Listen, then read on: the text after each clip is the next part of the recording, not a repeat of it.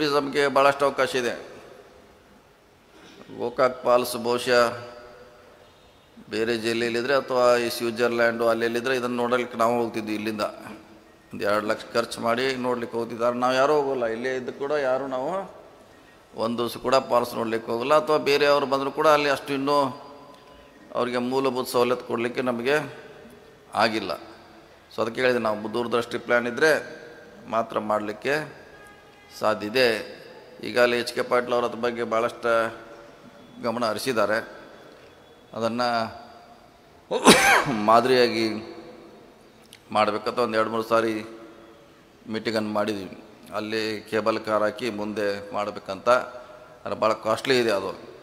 ಅದನ್ನ ನಾವು ಮಾಡಿದ ಮ್ಯಾಗೆ ಅದಕ್ಕೆ ಜನ ಟಿಕೆಟ್ ಕೊಟ್ಟದ್ರಾಗ ಹತ್ತಬೇಕು.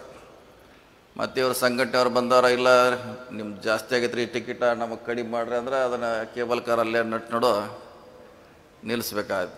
ಯಾಕಂದ್ರೆ ಅದು ಬೇಕಲ್ಲ. ಈಗ 50 ಕೋಟಿ ರೂಪಾಯಿನೂ ಎಸ್ಟಿಮೇಟ್ ಇದೆ. ಅದು 50 crore ಆ ಕೇಬಲ್ ಕಾರ್ ಮಾಡ್ಲಿಕ್ಕೆ ಅಷ್ಟು ಕಾಸ್ಟ್ಲಿ ಇದೆ. ಅದು ಆಯ್ತಾನೆ ಇಂಡಿಯಾದಾಗ ಫಸ್ಟ್ ಅದು ಸೊ ಮಾಡ್ತಾಯಿದ್ವಿ. ಪ್ಲ್ಯಾನು ಇನ್ನೂ ನೋಡ್ಬೇಕು ಅದು ಯಾವ ರೀತಿ ಆಗ್ತೈತೆ ಗೊತ್ತಿಲ್ಲ. ನಾವು ಅದನ್ನು ದುಬೈದಲ್ಲಿ ನೋಡ್ಕೊಂಡು ಬಂದಿದ್ದೀವಿ. ಸೊ ಮಾಡಬೇಕಂತ ಪ್ರೆಸೆಂಟೇಷನ್ ಕೊಟ್ಟಿದ್ದೀವಿ ಎಚ್ ಕೆ ಪಾಟೀಲ್ ಅವ್ರಿಗೆ. ಅವ್ರು ಈಗಾಗಲೇ ಅದ್ರ ಬಗ್ಗೆ 2-3 ಸಾರಿ ಟೆಕ್ನಿಕಲ್ ಟೀಮ್ ಬಂದು ಹೋಗಿದೆ. ಅಲ್ಲಿ ಮಾಡಬೇಕಂತ ಅವರು ಪ್ರವಾಸೋದ್ಯಮ ಇಲಾಖೆಯಿಂದ ಭಾಳಷ್ಟು ಆಸಕ್ತಿ ವಹಿಸಿದ್ದಾರೆ. ಗೊಡಚಿನ ಮಲ್ಕಿ ಇದೆ, ನಮ್ಮಲ್ಲಿ ಇಡ್ಕಲ್ ಡ್ಯಾಮ್ ಇದೆ. ಸೊ ಇನ್ನೂ ಕೂಡ ನಾವು ಪೂರ್ಣ ಪ್ರಮಾಣದಲ್ಲಿ ಬಳಸ್ಕೊಳ್ಳಿಕ್ಕೆ ಸಾಧ್ಯ ಆಗಿಲ್ಲ. ಮೊನ್ನೆ ನಾವು ಚಿಕ್ಕಮಗಳೂರಿಗೆ 2 ದಿವಸ ಪ್ರವಾಸ ಹೋಗಿದ್ದೀವಿ. ನಮ್ಮ ರಸ್ತೆ ಮಾಡಲಿಕ್ಕೆ ಎಲ್ಲೆಲ್ಲಿದೆ ಅಂತ. ಇಡೀ ದೇಶದ ಜನ ಚಿಕ್ಕಮಗಳೂರಿಗೆ ನೋಡಲಿಕ್ಕೆ ಬರ್ತಾಯಿದ್ರು.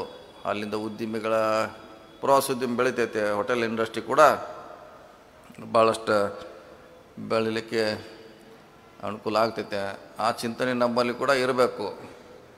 ಡೆವಲಪ್ಮೆಂಟ್ ಬಂದಾಗ ನಾವೆಲ್ಲರೂ ಕೂಡಿ ಒಂದೇ ವಾಯ್ಸ್ನಲ್ಲಿ ನಾವು ಮಾತಾಡಿದಾಗ ಮಾತ್ರ ಅನುಕೂಲ ಆಗ್ತದೆ. ಸೊ ಇಂಥ 10 ಹಲವಾರು ಯೋಜನೆಯನ್ನು ಇವತ್ತೆಲ್ಲ ನಾವು ಮಾಡಬೇಕಾಗಿದೆ. ರಾಜಕಾರಣಿಗಳು, ಸರ್ಕಾರಗಳು ಕೂಡ ಒಳ್ಳೆಯ ರೀತಿಯಿಂದ ಚಿಂತನೆ ಮಾಡಿದಾಗ ಇದೆಲ್ಲ ಮಾಡಲಿಕ್ಕೆ ಸಾಧ್ಯತೆ. ಸುಮಾರು